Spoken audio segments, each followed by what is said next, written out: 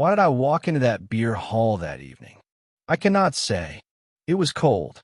A fine rain, like a dusting of water, enveloped the gas lamps in a misty veil, while the wet pavement shone, reflecting the shop windows whose light fell on the liquid mud and the splashed legs of passers-by. I was wandering aimlessly. The whim had simply taken me to go for a walk after lunch. I passed the Lion Credit Building, went along Rue Vivian, then drifted down some other streets. Suddenly, I noticed a large, not too crowded beer hall and went in, without a thought, without any desire to drink. Glancing around the room, I found a relatively free table and settled next to an elderly man smoking a cheap clay pipe, black as coal. 6 or 7 glass saucers stacked before him marked the number of mugs he had already emptied. I didn't study my neighbor. It was immediately clear, a regular, one of those patrons who arrive at opening time and leave at last call. He was unkempt, with a bald spot on his crown. Greasy, graying strands of hair fell onto the collar of his frock coat. His overly wide clothes had evidently been tailored in a time of past portliness. One since his trousers were barely hanging on, and he couldn't take 10 steps without hitching them up. So poorly did they fit. Was he even wearing a waistcoat? The mere thought of his shoes and what they concealed made me shudder. The frayed cuffs were edged in black grime, just like his fingernails. No sooner had I sat down than my neighbor asked with utter composure, "Getting along all right?" I turned sharply and peered at him. He repeated, "Don't you recognize me?" "No." "De Barrès." I was thunderstruck. It was Count Jean de Barrès, my old schoolmate from the college. Flustered, I offered my hand, at a loss for words. Finally, I stammered, "And you? How are you getting along?" He replied in the same flat, indifferent tone. "Me? I get along as I can." He fell silent. I was desperately searching for something polite to say. "Well, and what do you do?" He answered indifferently, "You see what I do." I felt myself blushing and clarified. "No, I mean ordinarily, blowing out thick clouds of smoke," he said. "Every day is the same." Then, tapping a silver coin lying on the marble tabletop, he called out, "Garçon, 2 mugs." A voice in the distance echoed, "2 mugs for table 4." And another, farther off, responded, "Coming up." Soon a waiter in a white apron appeared, carrying 2 mugs, sloshing beer as he walked. Foam fell in yellow flakes onto the sand-strewn floor. De Barrès drained his mug in one go, set it down, and licked the foam from his mustache. Then he asked, "Well, and what's new with you?" I truly didn't know what to say and muttered, "Nothing, old chap. I've become a businessman." He uttered in the same detached voice, "And does that suit you?"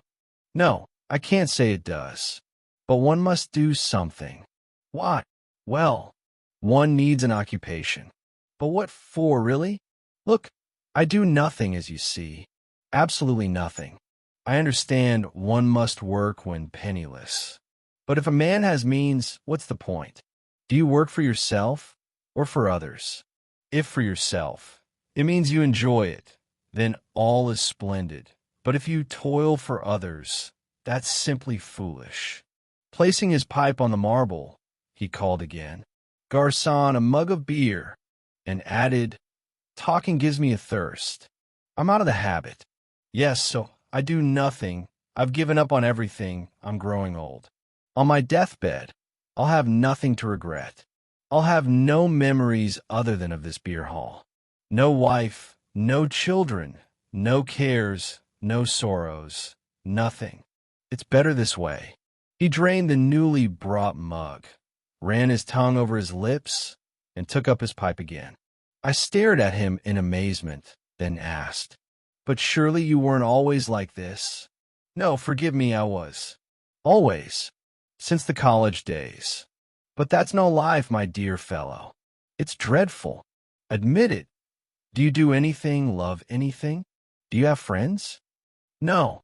I get up at noon, come here, have breakfast, drink beer, sit until evening, have dinner, drink beer. At 1:30 in the morning, I go home because they close. That's the most annoying part. For the last 10 years, I've spent at least 6 of them on that little sofa in the corner. The rest, in my bed, nowhere else. Occasionally, I chat with the other regulars. And what did you do initially when you first came to Paris? Studied law at the Café de Medicis. And then I crossed to this side of the river and settled here. But why did you move here? One can't very well spend one's whole life in the Latin Quarter. The students are too noisy. Now I won't move anywhere else. Garçon, a mug of beer. I decided he was mocking me and pressed on. Tell me frankly, did you suffer some grief, perhaps an unhappy love affair? Truly, you have the look of a man crushed by sorrow. How old are you? 33, but I look at least 45. I examined him more closely. His wrinkled, haggard face seemed almost elderly. On his crown, through sparse, long hair, shone skin of dubious cleanliness. He had shaggy eyebrows, a long mustache, a thick beard. Suddenly, for no reason, I imagined how filthy the water would be in a basin if one were to wash all that bristling hair. I said, "Yes, it's true, you look older. Undoubtedly, something happened to you." He answered, "I assure you, nothing. I've aged because I'm never in the fresh air.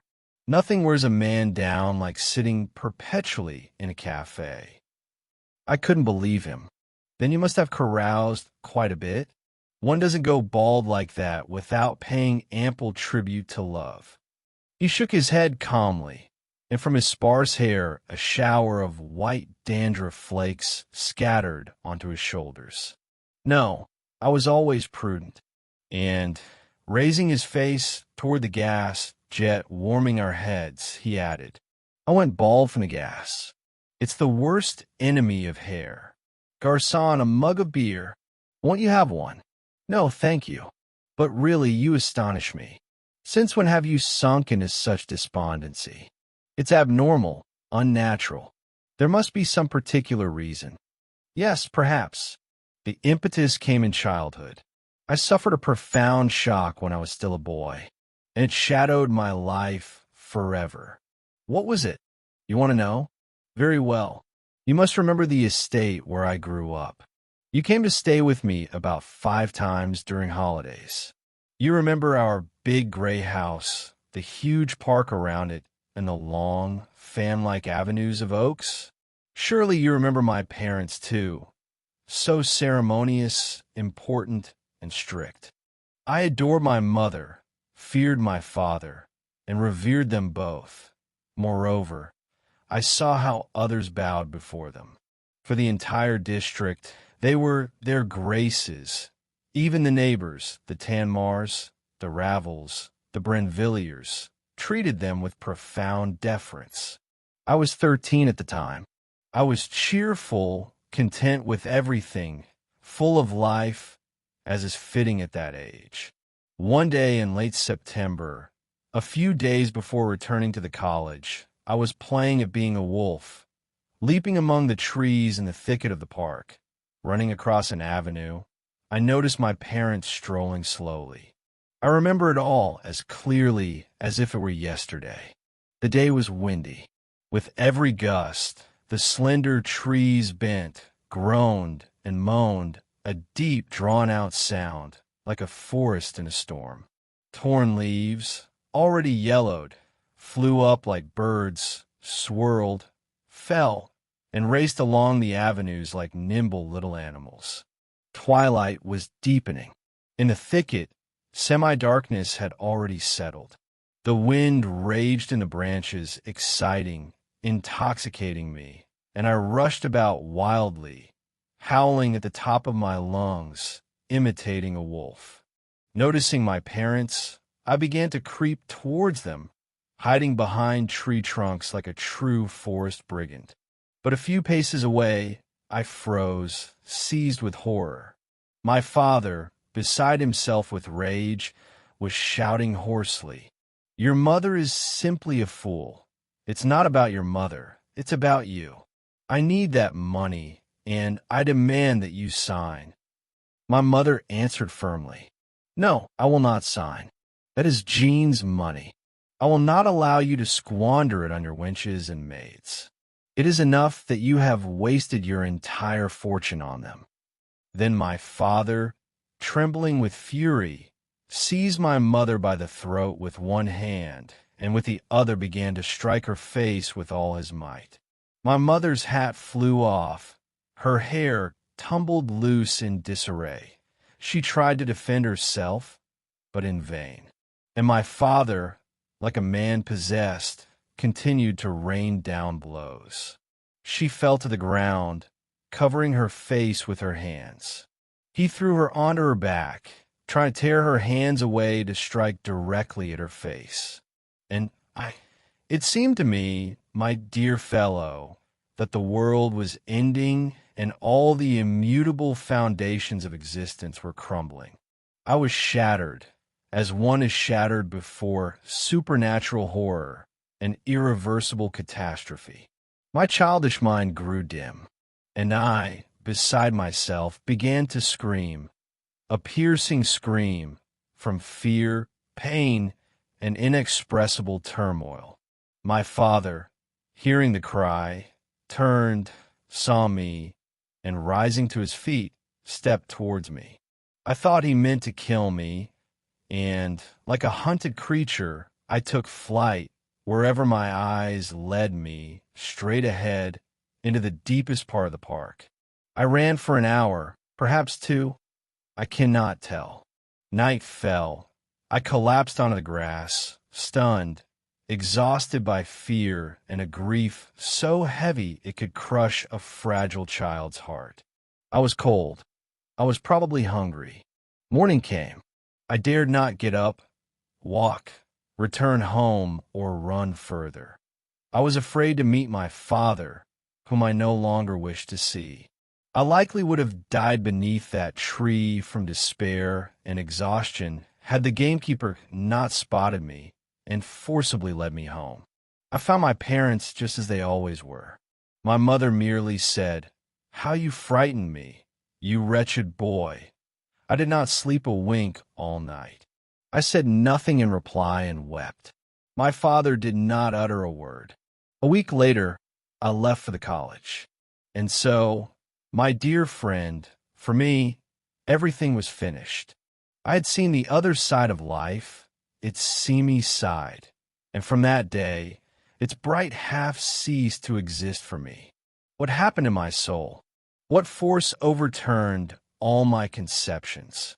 I do not know, but since then, I have lost all taste for life. I want nothing, love no one, strive for nothing. I have neither desires, nor ambition, nor hopes.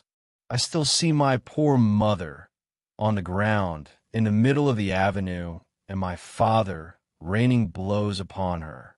My mother died a few years later. My father is still alive, but I have not seen him since. Garçon, a mug of beer. They brought him the mug. He drained it in one draught.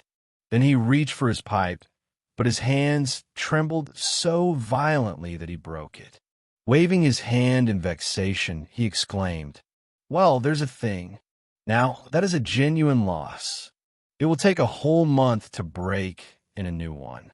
And through the smoky haze of the now crowded hall, his unchanging cry rang out once more. "Garçon, a mug of beer and a new pipe." Ladies and gentlemen, our session for today has concluded. Do not leave our literary salon. Subscribe so as not to miss our next gathering. I eagerly await your feedback.